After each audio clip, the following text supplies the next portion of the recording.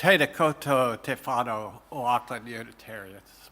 Tēnā koutou nā manahiri. No mai, haere mai ki tēnei whare karakia a te atua. Meri kiri himete kia koutou. Tēnā koutou, tēnā tātou katoa.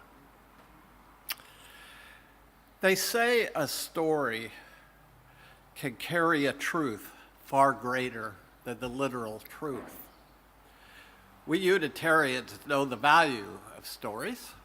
We know they carry truth. We know they carry more truth than just the plain truth ever can. Maybe we can't believe a virgin gave birth to the Son of God, but we can believe that all births are miracles worthy of celebration and wonder.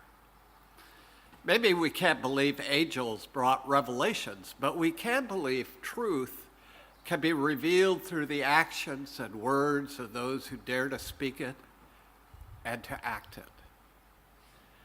Maybe we can't believe the angels sang to the shepherds, but we can believe that those revelations about life can come to and through even those we think are the humblest.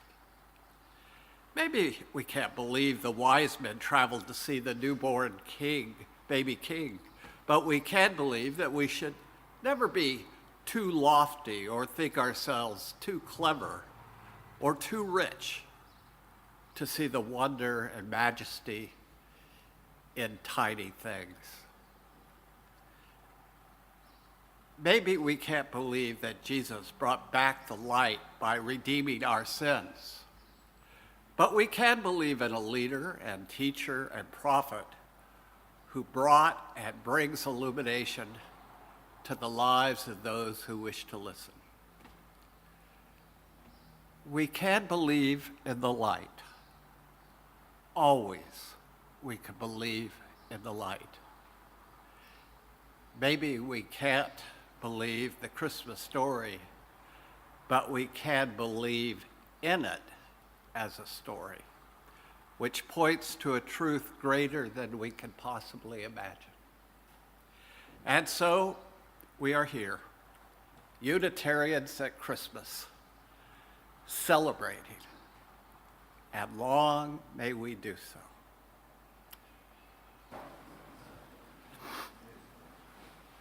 Christmas is the season of affirmation. I affirm my faith in the little graces of life, the urgency of growth, the strength of laughter, and the vitality of friendship.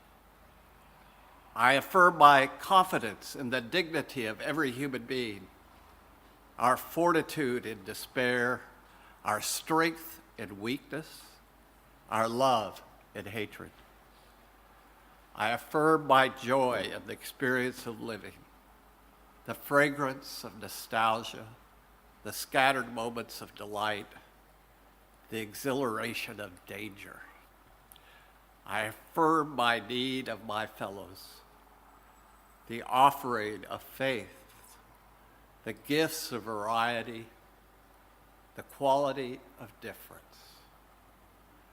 I affirm my hunger for that greater than ourselves, the desire for fulfillment, the ache for understanding, the sense of peace.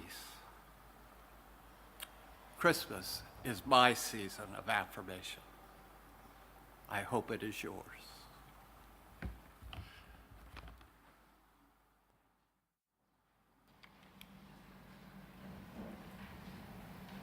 As we gather and kindle candles of families, love, and remembrance, we also light the flame of our religious community. May this flame enlighten this room and the world around, showing peace to a world at war, love to people drowning in fear, and hope to all who despair. This is the essence of all the holidays we celebrate this time of year in this sanctuary.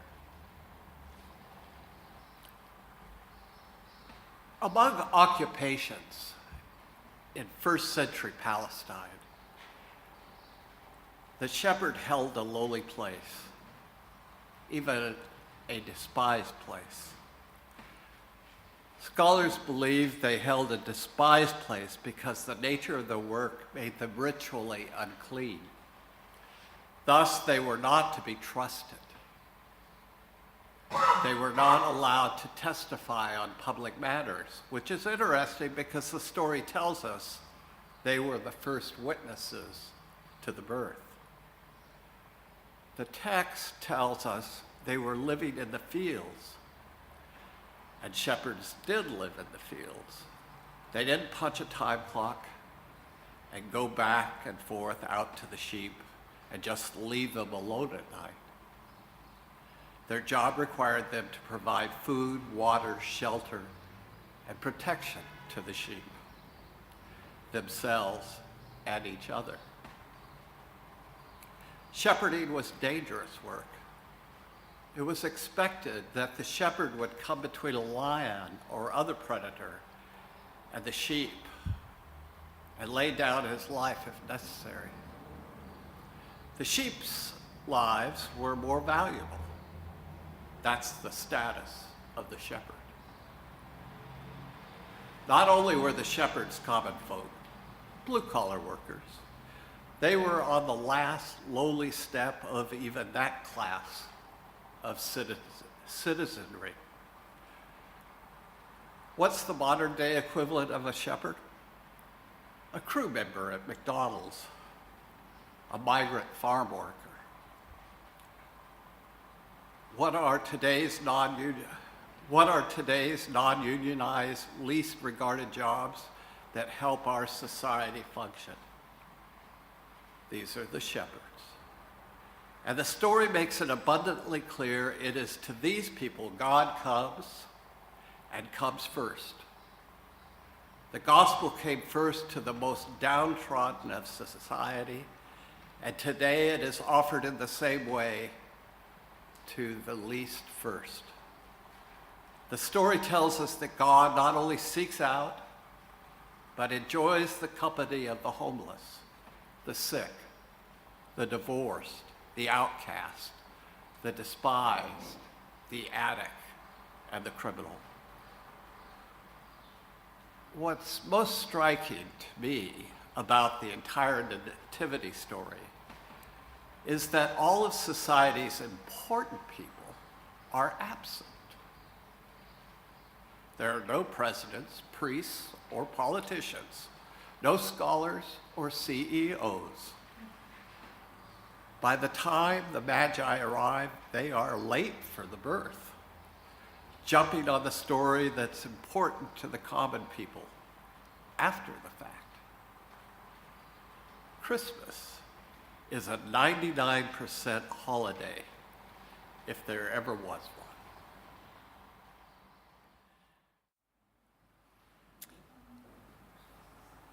This reading is Why Not a Star by Margaret Gooding. They told me that when Jesus was born, a star appeared in the heavens, above the place where the young child lay. When I was very young, I had no trouble believing wondrous things. I believed in the star. It was a wonderful miracle. It was part of a long ago story, foretelling an uncommon life. They told me a supernova appeared in the heavens in its 9 bursts of fire when I was older and believed in science and reason. I believed the story of the star explained, but I found I was unwilling to give up the star, fitting symbol for the birth of one whose uncommon life has been long remembered. The star explained became the star understood. For Jesus, for Buddha, for Zarathustra, why not a star? Some bright star shines somewhere in the heavens. each time a child is born. Who knows what it may foretell? Who knows what uncommon life may yet again unfold if we but give it a chance.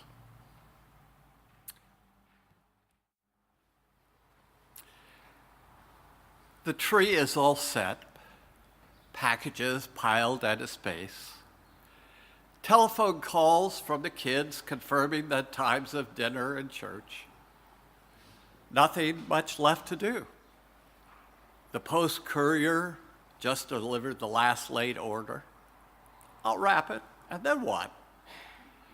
Time on my hands, time to think. What is this all about? Christmas is about family, gathering together to celebrate. We do this in-gathering every year of our lives and come to associate this sacred event and the days around it with the people closest to our hearts. But always there is someone who is no longer here, who is still in our hearts, but forever gone from our embraces. Through the years, we all will be together if the fates allow. What the songwriter doesn't say is the fates will not allow it, because we are mortal beings. And just as we all begin our journeys as babies, adored by mothers and admirers, we all will eventually be aches in the hearts of those who miss us. It is Christmas Eve when the ache is the worst. And that is why we turn again to the baby, to celebrate birth that soothes the aching heart, that gives us reason to hope and dream, that reminds us of the miracle of life and tells us by this annual gathering of family that it is our very mortality that makes life that begins as a baby so precious. Not in spite of, but because of our heartache. Tonight will be a silent and holy night in which, through adoration of a baby, we celebrate life.